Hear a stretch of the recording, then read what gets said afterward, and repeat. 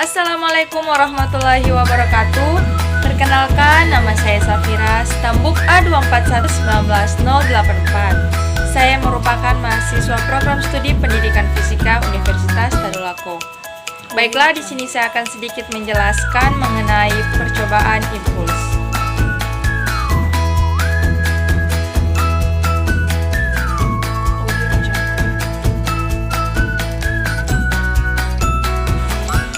Adapun tujuan dari percobaan ini ialah yang pertama, menganalisis hubungan antara gaya dan waktu, dan yang kedua, menentukan perubahan momentum.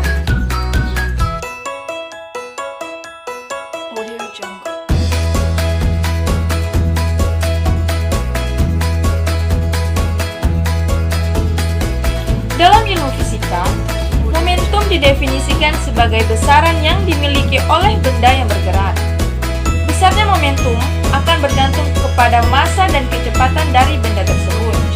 Secara matematis, momentum dapat dituliskan sebagai P sama dengan M dikali V, dengan P adalah momentum dengan satuan kilogram meter per sekon, M adalah massa benda dengan satuan kilogram, dan V adalah kecepatan benda dengan satuan meter per sekon. Berdasarkan rumus tersebut, maka bisa diketahui bahwa momentum sebanding dengan kecepatan bendanya. Dengan demikian, arah momentum sama dengan arah kecepatannya. Selain itu, semakin besar kecepatan suatu benda, akan semakin besar pula momentumnya. Sedangkan impuls adalah hasil kali antara gaya rata-rata dan selang waktu gaya tersebut bekerja. Secara matematis, impuls dapat dituliskan sebagai I sama dengan F delta T.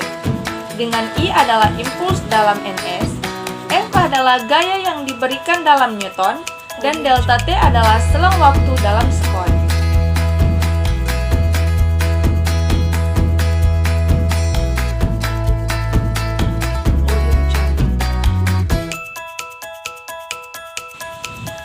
Hubungan antara impuls dan momentum dijelaskan oleh teorema impuls momentum. Teorema impuls momentum menyatakan bahwa impuls yang bekerja pada suatu benda sama dengan perubahan momentum dari benda tersebut. Berdasarkan hukum 2 Newton, menyatakan bahwa gaya yang diberikan pada suatu benda besarnya sama dengan perubahan momentum benda persatuan waktu. Secara matematis, hubungan antara impuls dan perubahan momentum dapat dituliskan sebagai I sama dengan delta P sama dengan P2 dikurang dengan P1.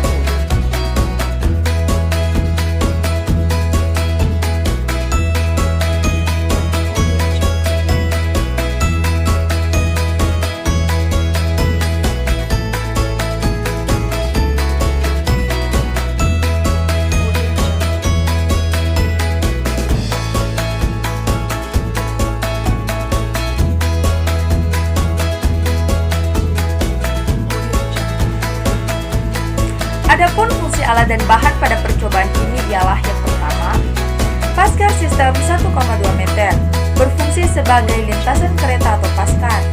Yang kedua yaitu force sensor atau sensor gaya berfungsi untuk mendeteksi besarnya gaya yang bekerja pada paskar.